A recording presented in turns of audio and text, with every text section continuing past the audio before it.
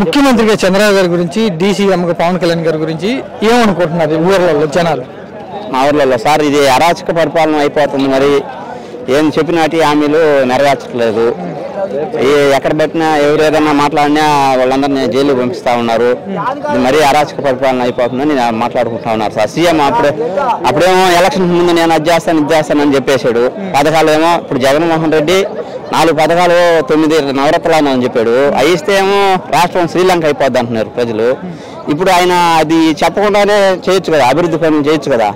ఈయన ఇంకా ఎక్కువ చెప్పాడు. 143 హామీలు ఇచ్చున్నాడు. కానీ ఓటర్లో ఏమి ఇచ్చాడు? గ్యాస్ సిలిండర్ అన్నాడు, దీపావళికి వదిలేడు. ఒకటి ఇచ్చాడు. ఇప్పుడు 6 నెలలు పైన అయిపోయింది. రెండో దాన్ని వదలాలి కదా, డబ్బులు ఇలా. ఇప్పుడు తల్లికి వందనం అన్నాడు, అమ్మఒడి పేరు తీసేసి తల్లికి వందనం అన్నాడు. ఇంట్లో 8 మంది పిల్లలు ఉంటే 8 మందికి వేస్తామన్నాడు. 8 మందికి తొలిసూరు పడ్డ వాళ్ళకి ఏమంటే వేసిన వాళ్ళకి 3 పడ్డాయి, 4 పడ్డాయి 13,000 లెక్కన.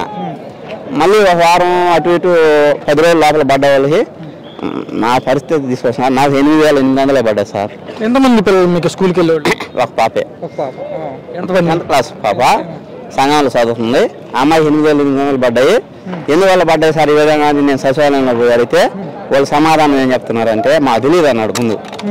సార్ తెలియదు అంటే సార్ ఎక్కడ అడగాల ఏం చేసుకోవాలంటే ఆయన చెప్తున్నారు. అంతకుముందు ప్రభుత్వంలో కూడా అట్టే పడ్డాయిలే అంటున్నారు. ఏడ పడ్డాయి సార్, ఎవరు చెప్పారు నీకు? చూపిద్దురా ఏడ పడ్డాయి, ఎవరు పడ్డాయి నాకు చూపించండి సార్ అంటే ఆయన లిస్టులో రాసిందయ్యా, ఇప్పుడు నేను నీకు లిస్ట్ ఎత్తికి చూపించాలా అన్నాడు. చూపిపోతే నువ్వు ఎందుకు అడగతావు సార్? నా వంతు ఎందుకు మాట్లాడతావు?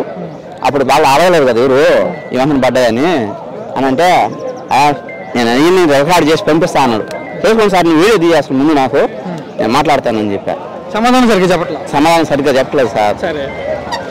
సంవత్సరం పూర్తయిన సందర్భంగా మీ ఎమ్మెల్యే ఇంటింటికి తిరుగుతున్నారా? రాలేదు సార్. అసలు సోమిరెడ్డి కదా మాకు, సోమిరెడ్డి అసలు రాలా మా ఊరికి, అసలు రాలా.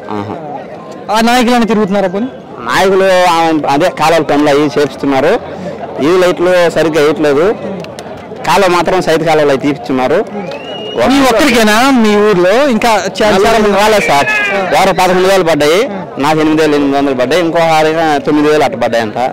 అది జగన్మోహన్ రెడ్డి ఉన్నప్పుడు ఉన్నప్పుడు అందరికీ సమానంగా పడ్డాయి. అంటే కొంచెం లేటుగా పడ్డా అందరికి సమానంగా వేసేసాడు. దాదాపు ఇచ్చేసాం అన్ని పథకాలు, సూపర్ 6 అని చంద్రబాబు గారు చెప్తున్నారు, లోకేష్ గారు ఇదే చెప్తున్నారు, పవన్ కళ్యాణ్ కూడా చేసేసేసినాం అయిపోతున్నాయి అంటున్నారు.